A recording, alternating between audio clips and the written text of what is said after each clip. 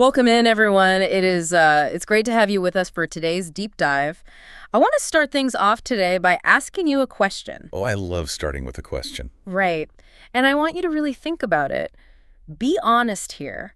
How many times have you clicked accept all today? That is the perfect question to anchor our discussion. Yeah. Because, well, for most of us, tracking that number is nearly impossible. Yeah. It's just become this background noise to our daily routines. Totally. I mean, if you reflect on your morning, you probably hit that button before you even finished your first cup of coffee. Oh, absolutely. You open your phone, tap a link to check the local weather, and immediately this banner drops down, covering half the screen. And you just want to see the radar. Exactly. Yeah. You just need to know if you should grab an umbrella. So you click accept all. A few minutes later, you click through to a news article someone sent you. Another banner appears. Accept all. It's relentless. You search for a quick dinner recipe on your lunch break, and there it is again. The source material we're pulling from today is this incredibly detailed piece titled The Illusion of Consent, the Hidden Cost of Cookies. Right. And it suggests a normal person can easily hit that button 20 times a day without consciously registering a single one of those interactions. 20 times! That's wild. But we all share that universal frustration, don't we? We simply want to read an article in peace, or check a recipe, or look at the weather. We want to navigate our digital lives without constant interruption. Yeah, but understanding the underlying mechanics of those pop-ups, understanding the massive invisible infrastructure that activates in the background when you just try to get that box out of your way. That is crucial for maintaining any semblance of digital well-being. Exactly. So the insights we're unpacking today, they take us directly behind the curtain of that infrastructure. Now, going deep. We are. Our mission for this deep dive is to dissect exactly what happens behind the scenes of that ubiquitous, almost invisible little green button. Because what the illusion of consent details is a highly sophisticated, multi-billion-dollar system that operates entirely on our desire to just make the pop-up go away. Okay, let's unpack this. So the source material starts by zeroing in on the psychology of that interaction. Mm-hmm. It points out that the way we engage with these pop-ups has completely bypassed our conscious decision-making processes. It's barely even a choice anymore. Right. The text notes that clicking the green button relies heavily on pure muscle memory. You see a visual obstacle, your brain registers it as an impediment to your goal, and your thumb just automatically navigates to the most brightly colored element on the screen to clear the path. It is a physical reflex at this point. The designers of these interfaces have literally trained us to treat consent as a reflex rather than a choice. And if we connect this to the bigger picture, this reflex is the foundational pillar sustaining what the text so accurately calls the internet's biggest lie. Oh, I know this one. I have read the terms and conditions. That phrasing is so resonant because it highlights a collective fiction we all participate in. We all do it. We all know we haven't read them. The companies presenting the terms know we haven't read them. And the text argues that we shouldn't be expected to. No, of course not. We are deeply conditioned to ignore the fine print and hit the green button due to sheer cognitive exhaustion. I mean, the modern web requires constant micro-decisions. It's exhausting. You're bombarded with consent forms, newsletter signups, Notification requests, auto-playing videos. Your cognitive load is heavily taxed just trying to locate the information you originally searched for. You just wanted the banana bread recipe. Exactly. So when another obstacle appears, the brain conserves energy by taking the path of least resistance.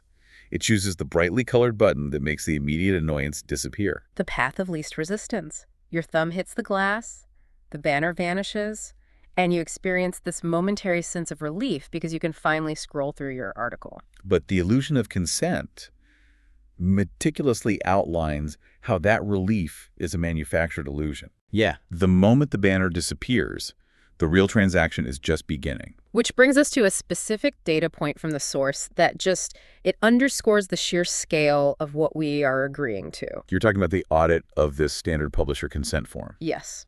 It is a staggering statistic. The source material analyzed a standard consent form currently in use today. We aren't talking about some sketchy, unregulated website here. No, this was a standard form deployed by a major mainstream publisher. Hidden inside the architecture of that form, the audit revealed that by clicking Accept All, you are instantly agreeing to share your behavioral data with 133 partners. 133. Individual entities. What's fascinating here is how the language deployed in these forms deliberately obscures the reality of that transaction. Mhm. The word partners is doing an incredible amount of heavy lifting to pacify the user. It really is. The word implies a relationship. When you hear partner, you think of a business associate, perhaps the website teaming up with a local sponsor. Or a content delivery network to make the video load faster. Right. It implies a closed loop of trust. But the text makes it emphatically clear that these are not business associates in the way a consumer understands the term. Not at all. They are data brokers. Their entire operational model revolves around collecting, packaging, and exchanging digital footprints. Selling your behavior. By utilizing the term partners, the consent form creates the illusion of a curated, secure relationship. The reality is that you are opening a door to an invisible crowd of third-party entities whose sole purpose is to monitor, cross-reference, and monetize your behavior. To really grasp the weight of that number, let's visualize it. Imagine you're sitting in your living room drinking a cup of coffee, and you decide to open up a magazine. A nice, relaxing morning. Right. Now imagine that the moment you flip to the table of contents, 133 strangers instantly materialize and crowd into your living room. Just wall-to-wall people. They aren't just standing there either. They're actively hovering over your shoulder with clipboards. Watching everything. One is noting exactly what page you turn to. Another is timing how many seconds your eyes linger on a specific photograph. Another is recording whether you highlighted a specific sentence. Yes. While yet another is cross-referencing this magazine with the catalog you were looking at 10 minutes ago to build a psychological profile of your current mood. And those 133 strangers are simultaneously communicating with thousands of other entities outside your living room. Broadcasting the notes. Broadcasting the notes from their clipboards to see who wants to purchase that profile. That is the literal functional translation of what granting access to 133 partners means in the context of behavioral tracking. It fundamentally changes how you view that green button. It really does. You aren't just letting a website remember your dark mode preference or keeping your shopping cart saved. You are actively granting access to this massive, highly coordinated crowd of data brokers. And you are granting them access all at once, in a fraction of a second. A literal fraction of a second. The speed of that transaction is what the source material digs into next, transitioning from the psychology of the click into the hidden technical architecture that powers it. Okay, here's where it gets really interesting. Because the source doesn't just tell us we are being tracked, it explains the invisible economy driving it. The financial markets happening in the background. We are talking about real-time bidding, or RTB. Now, anyone following digital privacy knows RTB exists, but the text breaks down the sheer, almost incomprehensible speed and scale of these auctions. Real-time bidding is the engine of the AdTech ecosystem. Yeah. To truly understand the mechanics detailed in the text, we have to slow down the timeline of a web request. We usually think of page load times as a technical limitation of our Wi-Fi or cellular network. You tap a link, there's a tiny delay of a few milliseconds, the screen flashes white, and then the content appears. But the text reveals that those milliseconds are actually a fully functioning financial market. A Wall Street trading floor happening in the blink of an eye. Exactly. The instant your thumb lifts off the accept all button, a complex data payload is assembled. What's in that payload? This payload, often called a bid request, contains your IP address, your user agent, the specific URL you are trying to visit, and crucially, your unique cookie IDs. So it's basically a digital ID badge. A very detailed one. And this payload is instantly broadcast out to a virtual auction house. The text details how hundreds of algorithms, representing those data brokers and advertising networks, receive this payload simultaneously. They aren't just looking at the fact that you are visiting a news site. They're evaluating a highly specific set of criteria. Right, they're parsing demographics, geographic location, immediate purchase intent. The algorithms analyze your stored cookie profile. That's the history of what you've recently clicked, the items you left in a shopping cart yesterday, the search queries you ran an hour ago. And they do all of this. They cross-reference all of this in less time than it takes a human eye to blink. It's mind-blowing. They determine exactly how valuable your specific attention is at that precise moment in time, and they place a financial bid. The highest bidder wins the auction, and their specific tracking pixel or targeted advertisement is what ultimately loads onto the page you're about to see. The distinction between the cookie and the pixel is really important here, and the source handles it well. How so? Well, the cookie is the stored profile, the dossier of your habits. The tracking pixel is the mechanism that fires the data back to the broker, confirming the ad was served and monitoring how you interact with it moving forward. Wow. The computing infrastructure required to facilitate millions of these auctions globally, every single second, is just staggering.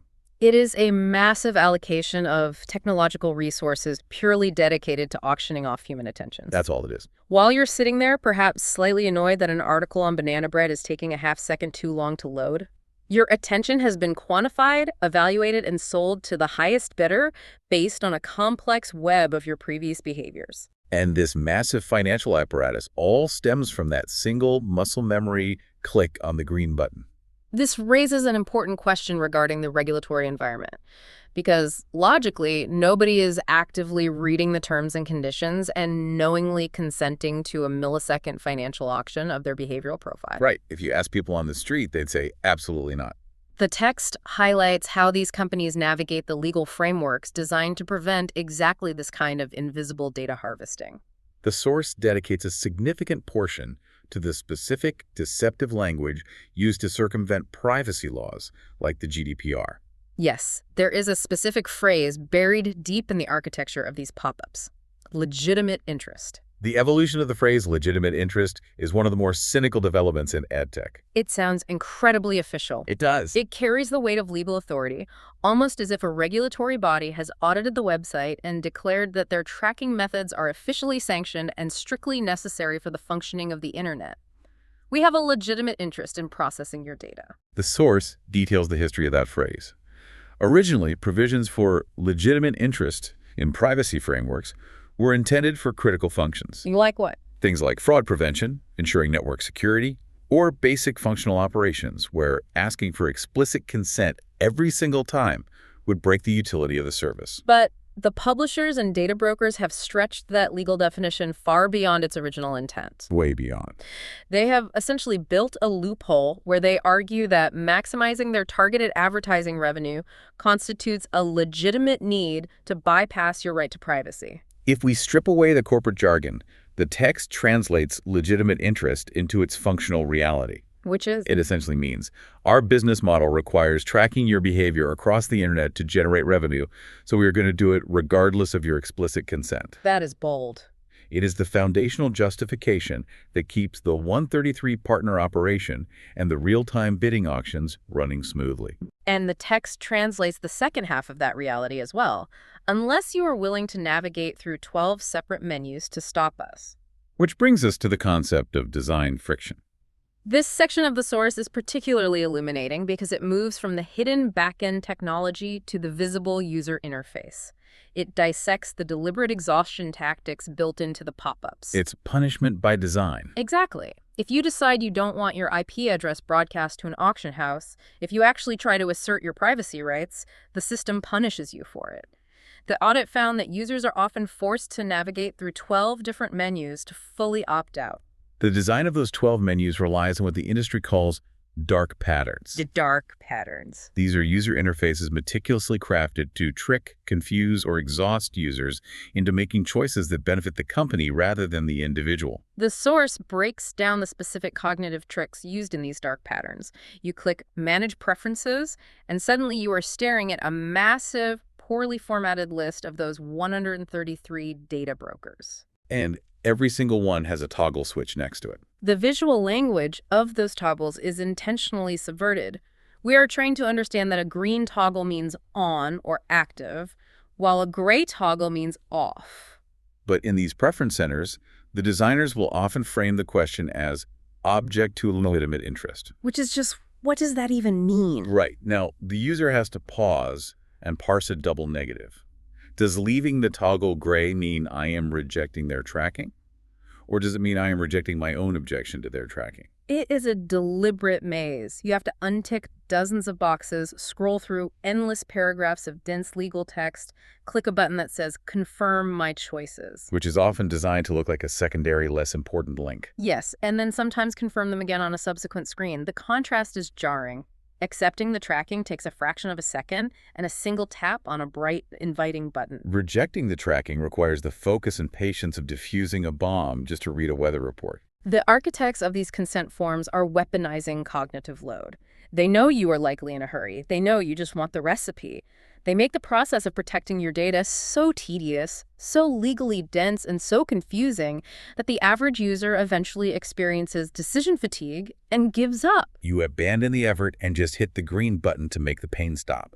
The friction is a highly calculated strategy to force you back into the auction house. So what does this all mean for the user navigating this landscape?